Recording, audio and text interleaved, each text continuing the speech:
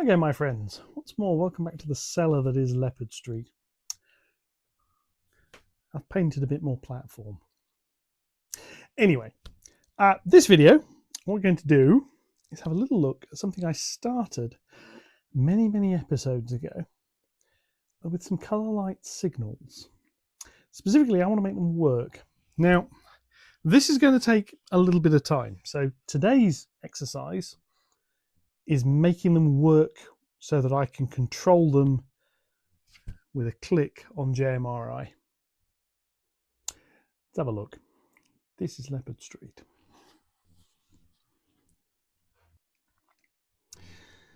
Now these are the signals I mean.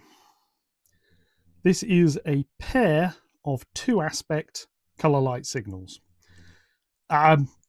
They're 2-aspect because that's all I need. They're colour light because there isn't space for semaphore down here, and even if there was, you wouldn't see it. So I put them in. Now what these do, these guard, I'll see if I can get the camera in. You might be able to see it, you might not.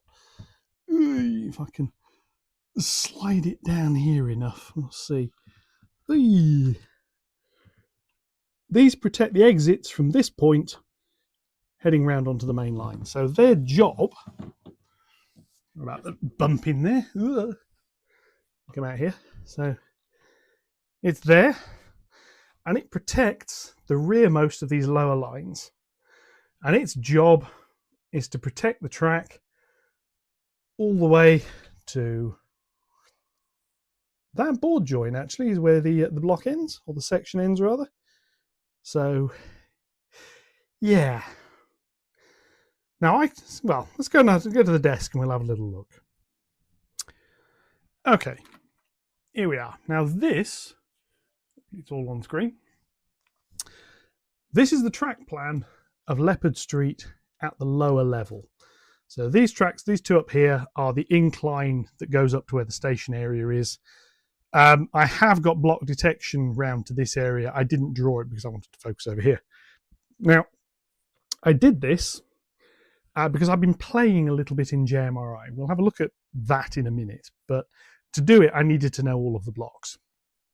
And over here, we have our two signals. Leopard Yard 1, Leopard Yard 2. Now, I want to see if I can just find a... Yeah, this is the bit, bits I was drawing on. I'll scribble on the back of this.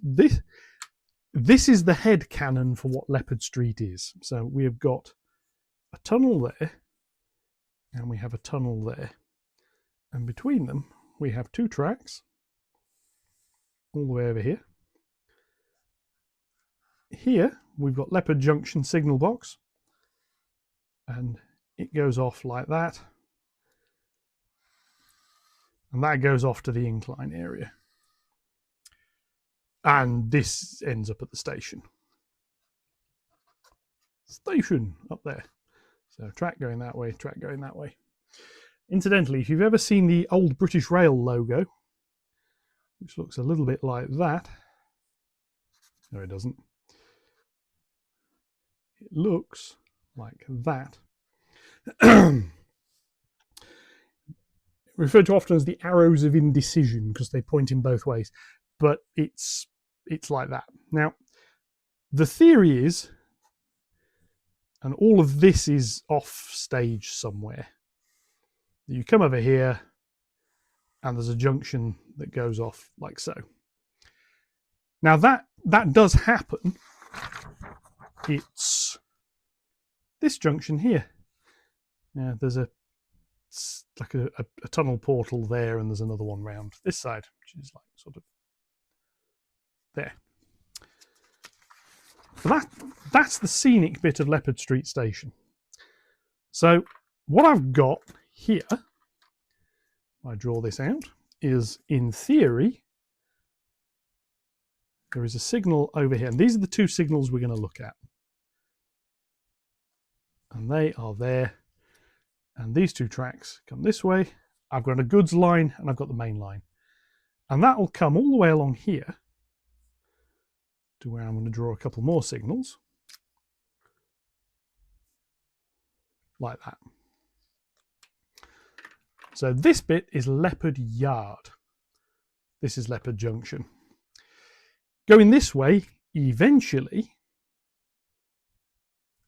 well, I'm drawing them as 2 aspect colours. This will actually be a semaphore, as will all of these over here. So that'll be a junction semaphore. So that protects going into the tunnel and off that way. These are the ones I want. So this is Leopard Yard. All the rest of this is effectively the rest of the world, so we forget about that. Now, I built these signals some time ago. As you've just seen, they're 2 little sets of colour lights. And I need to be able to control them. Now, I can currently control them via JMRI. What we've actually got, I come around here, is I've got a red LED and another red LED.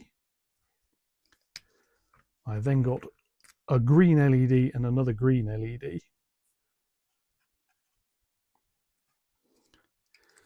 And controlling all of that, there is a TLC 5947, I think it is. And that controls that, that, that, and that. And they're actually the ground supplies. These then come off over here to plus 12 volts. Put it around there. Now, something to note is there's no resistors. This thing does current limiting for me, which is really nice. Then here there is somewhat predictably an ESP32. That talks to that thing. That comes out with a little antenna. That talks to an MQ. This all gets a little bit complicated. That all talks to MQTT. I've got a little broker that sits upstairs. That talks to JMRI. So, confused yet? Yeah, anyway, never mind. So these lights are currently configured in JMRI as lights. That's a problem. Let's get the PC and I'll explain. Or try to. So this is Leopard Street as it exists. Now you may notice there's a couple of white boxes with some numbers in. This is what I mean. I've been doing a little bit of experimenting with tracking trains. So 1057 is my J26 and 2265 is my Q6. And actually, it'll follow them around the layout. In fact, because I can, I'm just going to check the route. Aha, I have another switch I need to suppress. Let me just turn the rest of the layout on. There we go. I had neglected to turn on the relays. So anyway, we're now switched on. So this is now set to go around the outer loop. So what I'm going to do, I'm going to bring up a throttle. And trust me, after the day I've had, I could well throttle somebody. Anyway, never mind. And we're going to power up J26. And I'm going to turn the sound on. Now you may hear this. There we are, it's quite happy. GSAT over here. I'm going to tell her to go. I'm going to give her a reasonable speed. And she's going to go and she's going to come back where she is. Now, as you can see, as these sections go red, see, that's just gone out. These sections go red, we follow the layout round. There's no signalling on here at all. This is purely me driving the train. I have done a little bit of experimentation with getting JMRI to drive the train rather. And what that has told me to do is I need a lot more experimentation to get that to work. Yeah. So this is board B in the background. We're going to come around to here, and this is where the other signal is going to be. So I'm going to have to hit the brakes in a sec. Unfortunately, I do have a slight problem here. If anyone knows how to move a window where its title bar's gone off the top of the screen, please tell me. Please. I don't know how to do that. Yeah. Anyway, she's round here now. And this is where that board join is. So she's now stopped round here. And what we're now going to do is I'm just going to bring her back round again. So again, I'm just going to tell her go. And JMRI doesn't know anything about this locomotive. I have told it in that block is locomotive 1057, well, round here. And it is now following that around the blocks, and it's now lost it. Because that block didn't register, it now doesn't know what that locomotive is. There are some reliability issues around this side I need to nail down. But she'll come back round here and she'll come back in. Now what I've got is over here I've got my colour light signals where the cursor is. Well, they're actually there. They're both on this side because there was more space than putting them between the rails. Here she's coming around behind me. You alright, Mr. J26? Seems happy enough. So coming in here nicely. Really do need to give more locomotives a voice. Now, when I originally did the little video on the signals, I had I didn't have the upper deck in place. I had Leppy sitting around here with 2 flags before I put the signals in.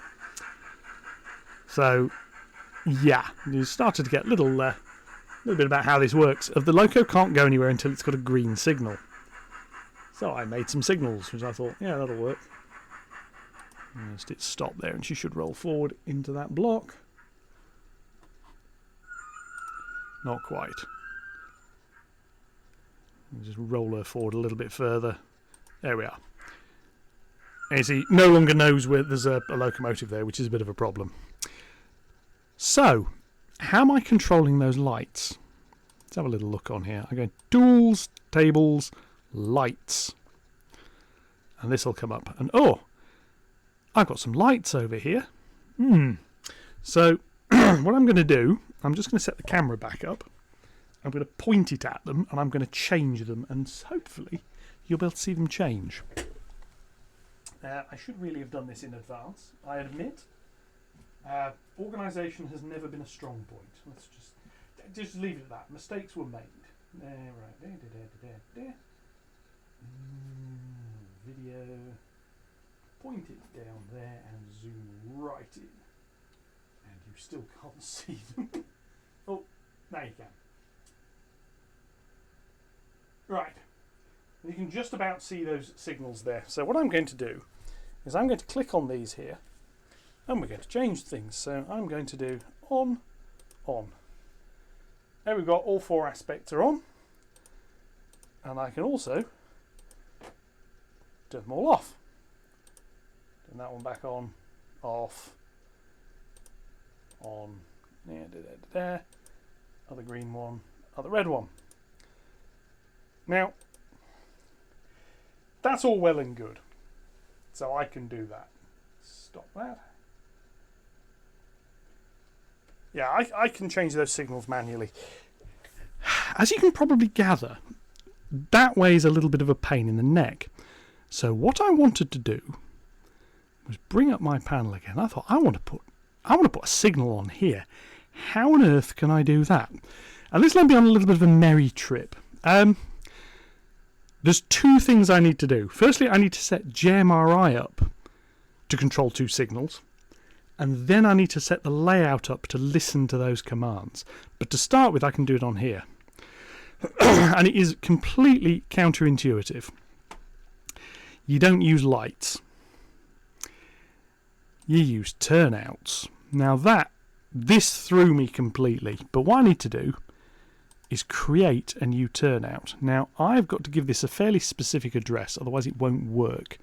So what I need to do is go D3, which is going to be there, and this is going to be signal L. So I'll make a note. Signal, spell it right, LY1. And I'm going to create that. Same light address. Okay, I didn't realise that would do that, but never mind. Yes, I'm going to do that. What I'm then going to do is go in and delete the lights, but I'm going to do that in a sec. Add. I'll go here, D4, LY2. And I need my bit of paper, wherever I just put it, because I need to know which way round they are. Which way round did I decide to put them? This is where proper documentation matters. So, yes, ly1 is that bit, and that is main.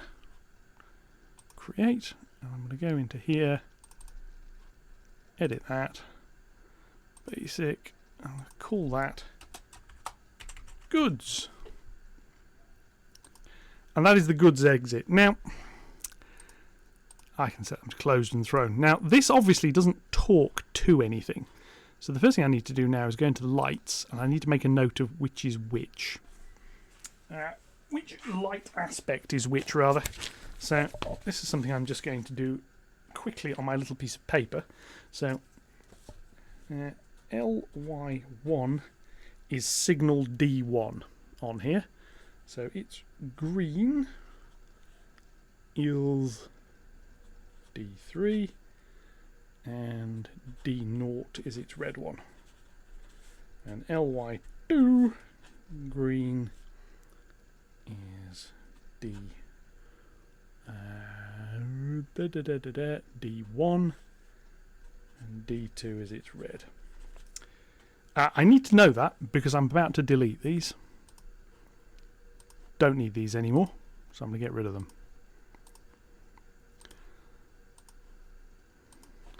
And then I'm going to hit save. Now what that means is those lights no longer exist.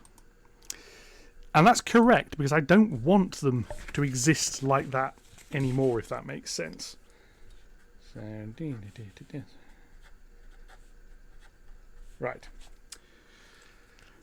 So what do we do now? Well, we now go into signal heads. Okay, so what is a signal head? Yeah, think of an actual signal.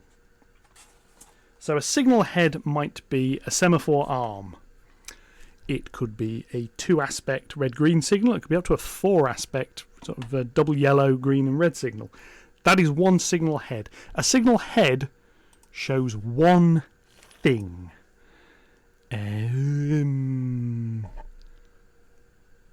So I need to see this. So LH1, if it'll let me do that. And this is going to be signal D3. And I don't want a double output, I want a single output. And what we do here is this one is the goods loop. So I select that signal there. Now I've got the choice here. I'm going to say thrown is stop and closed is green. So well, closed is always going to be green. Thrown is going to be whatever. So I'm going to do that. And it's done it. Hey, look at that. I'm going to create another one. LH2, which is going to be signal D4. And that is that bit. And create. Cancel that. Now, what I'm going to go here is this is signal LY1. This is signal LY2. And these things now exist. It doesn't do anything, but because I've set the turnout up under MQTT, let's just see. This should work. Let's just see. I'll start MQTT Explorer up. I should be able to go into here and change these. And this should also be changing outputs. So what we're going to find out in a sec when it starts up is exactly what outputs it puts out. Here we go. I'm just going to have to connect to this. So this connects to Dingleberry, which is my my server. So track, turnout, and these may be down at the bottom here. D3, D4. And yeah. Now this has a little bit of extra feedback underneath it. That is not something JMRI does. That is something I've done. So if I come on here and say thrown, it's saying thrown on here. And that is how this will talk to the layout via MQTT Explorer. I'm going to have to come back to that in a bit, so I'll minimize that. That's the next step. The first thing we need to do, however, click the wrong one, is get them on here. So if I go into edit mode, and there is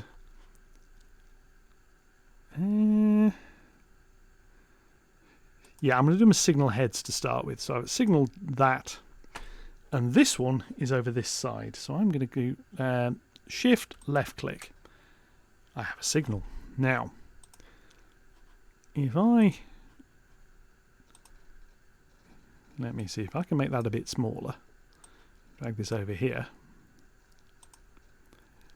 And now you see the signal is changing its colour, which is quite useful, really. So I need to come over here and I need to do this. Rotate. And I'm going to go 90 degrees. I don't know whether this is going to... Yeah, it is. And what I want to do is drag that to be there. Because that's effectively where it is. These little sections here are not part of this signalling block. The locomotive is as far forward as it should go. If it trips that one, it's in danger of fouling the point. So that's where that goes. So I'm then going to go in with D4, which I'm going to put over here. A trick I have found with JMRI is when you add something, don't add it near where you want it to be. Because sometimes you'll find JMRI won't let you scroll things, it won't let you select things particularly well. But anyway, I can put that there. And again, just check this one. There we go. So I can set them both to red, I can set them both to green. And what I'm going to do now is store that. I'm actually going to take it out of edit mode. Take it into edit mode. I'm going to store it again. Like so. Oh, I can click these here. And if we look in MQTT Explorer, you can see, oh, thrown.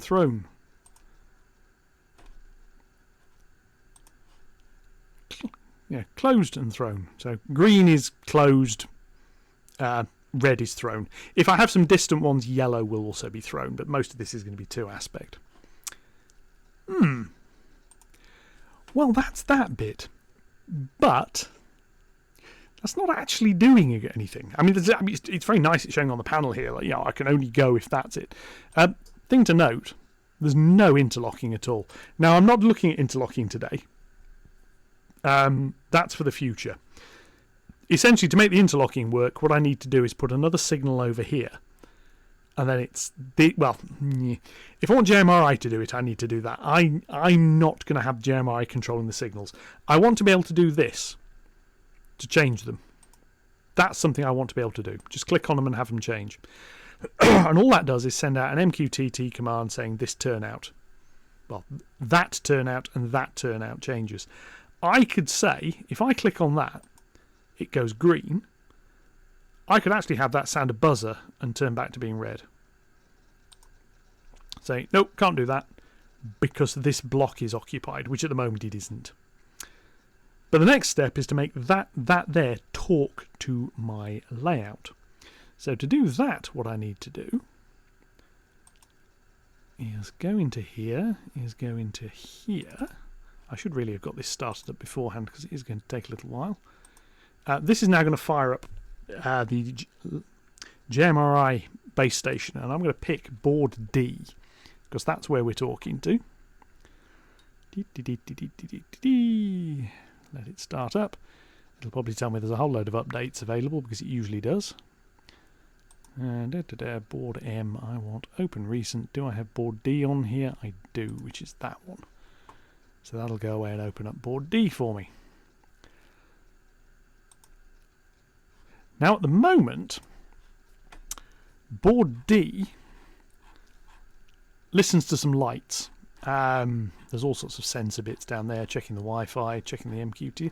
These here are the lights. So this is turning on and off the lights. And this just simply says whatever light number you get. Now, it's now not going to get those, but I'm going to leave that code alone. Don't need to do anything with that. What I need to do is play with the turnouts. Now, I originally only had turnouts 1 and 2 on here. Well, I've now got 3 and 4. So I'm going to go in here, case 3, break, and case for break. Now what this code's doing, this will get a message through, and it comes through like this. The text will be track / turnout / a board letter and then a number. So for example, this first point will be track / turnout / D1. And then the payload will be closed, thrown, or mid, which is my mid's one I added to it. So then to find out, we say, right, is topic character 6 a T? And that is that character, because the first character is 0. So we go 0, 1, 2, 3, 4, 5, 6. It's a T. So it's a turnout. If I go further down here, we'll come down here. Is it an L, which is light? And there can be others. Brilliant. So we now know it's a turnout. If there were others that started with a T, I'd have to go for some more. And is topic 14, which is, where are we? This bit, the board identifier, does that equal my board ID, which is D? And if it does, we're going to do something. And if it doesn't, frankly, we don't care. So there you go. But in here, this is going to be, I'm going to make a little comment on here, signal ly1. I believe that is the one I did. ly1 stroke turnout D3. And that is the goods line. Exit. And then fairly straightforwardly, I can also do this down here. Now the interesting bit is, how I'm actually going to control the lights is exactly the same as I would if this was a light section. So I'm going to do this now, and that's main line exit, because I've got an inner line and an outer line. So if we come into here, now this is closed. So closed is clear. Closed equals green aspect. And then I'm going to copy some code in here. So what I need to do now is I come all the way down here into the light bit. And this is where it's going to get slightly convoluted, because I need to come into here because I need to control two lights. So what I need to do is, because light number no longer exists, this is why I made a note of the light numbers. So D3's green aspect is light number 3, and that will turn it on. So green aspect, green aspect on. And what I now need to do also is tlc.setPWM for the red aspect on 1 is 0, 0.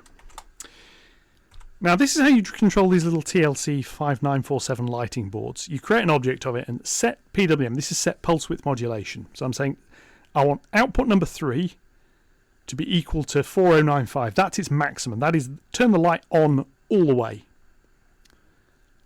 And I want the other light, which is the red aspect, I want that turned off. So red aspect off. I suppose I should be consistent in the capitalization, really, shouldn't I? That really matters, but anyway. So then here, I'm going to copy that down into this one. And this is the other signal. And this is, again, I'm just setting it to be green.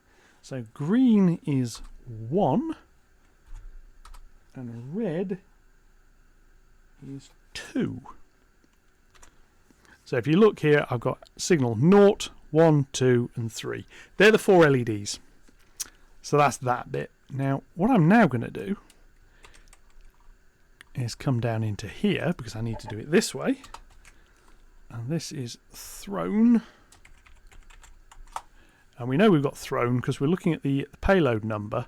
The start of the payload starts with a T. So it's either closed, thrown, or mid. So I just look at the first character. So here we have thrown equals red aspect. So what I'm going to do is turn that one to 4096 and turn that to 0.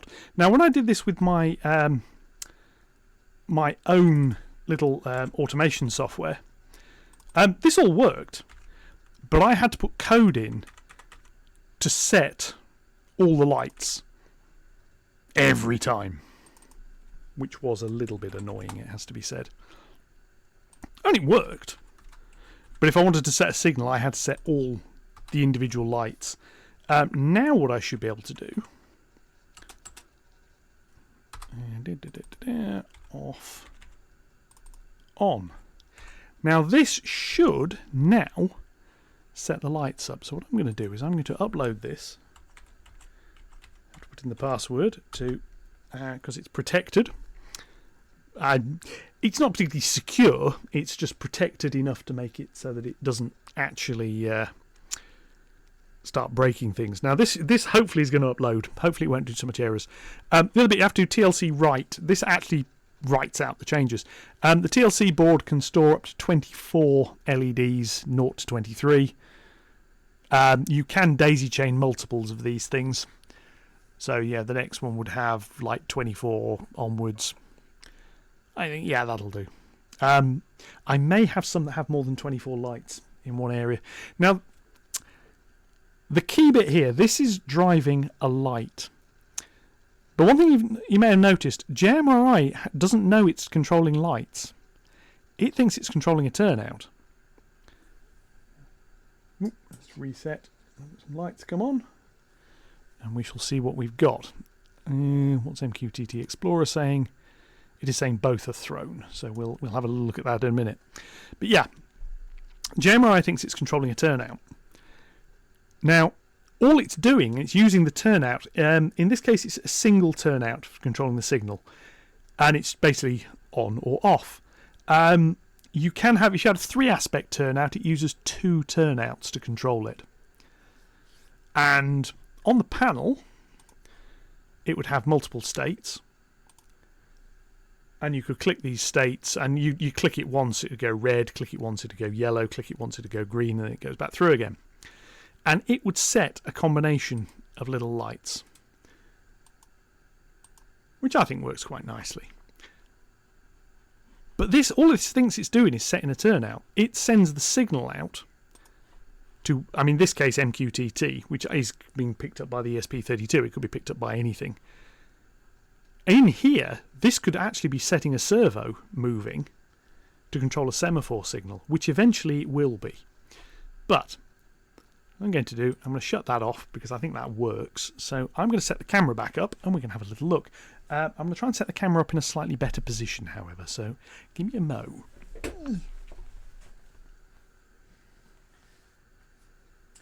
So there, on camera, you can see there are 2 red signals. Now I can actually see them from my seated position as well. So I'm looking past several trains, and they're both showing red. Now if I click that one goes green. Click red, goes red again. This one goes green, goes red again. Now, as before, I can make them both red and both green. However, we've got a train sitting there, so what I'm going to do is I'm going to tell it to store all the tables, panels and contents. That'll go away. It always says overwrite yes or no. I do need to put some more comments in there. And what we've got is an impatient train, as you can tell, with a red signal now, and he knows it. They're very special, these trains. They've been very highly trained not to go past a red signal unless I'm not watching, in which case they do what they damn well please. So let's give him a green signal. Whee! As you can see over there, so he's now going to go.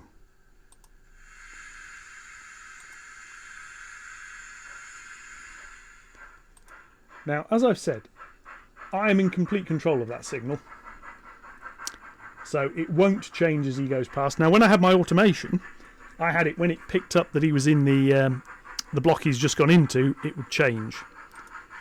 But I've got to do that manually now. You may be able to see it as a change, but I'll leave it to now. I'll change it back again. And he's going to come racing around again, making a little bit of noise as he does it. Going to speed up a little bit again because the purpose of this exercise is actually to watch the signals. We're going to watch the trains go round in a minute. In fact, I'm going to set up for the goods line, for the other goods line, to set the other train go round as well, because I can. Don't need MQTT Explorer anymore because that works. But what I'm hoping is you can see it's actually not that hard to control signals from within JMRI.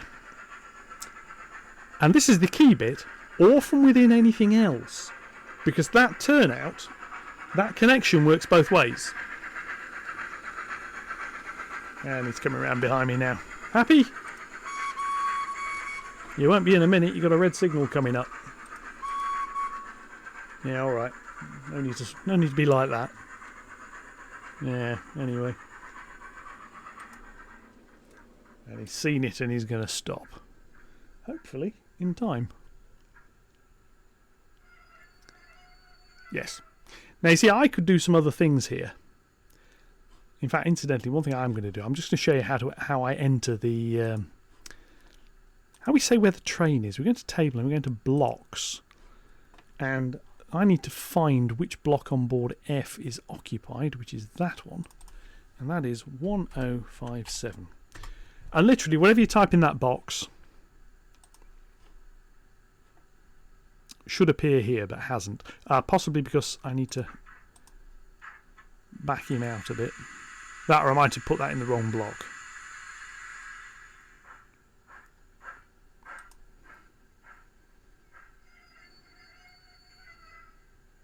I think I put that in the wrong block. Let me just have another little look. Tables. Where are we? Blocks. F block. Yeah, it's not F block that I need to do it in. It is D8. It's not that one, so I can turn that off. Go up here, D8. 1057. Dink. And there we are. So it now knows Mr. Train is here. So that works. And obviously, as I've said, these could actually be anything. There's no interlocking for now. For now, that's it on here. What I'm now going to do is cut back to the layout and we're going to run a train or two. So I'll catch you in a sec.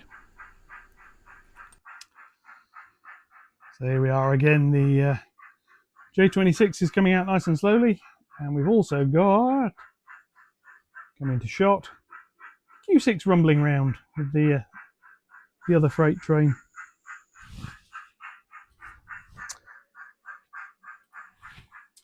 And rather silly of me, I've just spotted why the J26 hasn't come into view.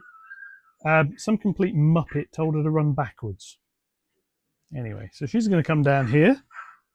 We're then going to come down here to where there's a train rumbling backwards.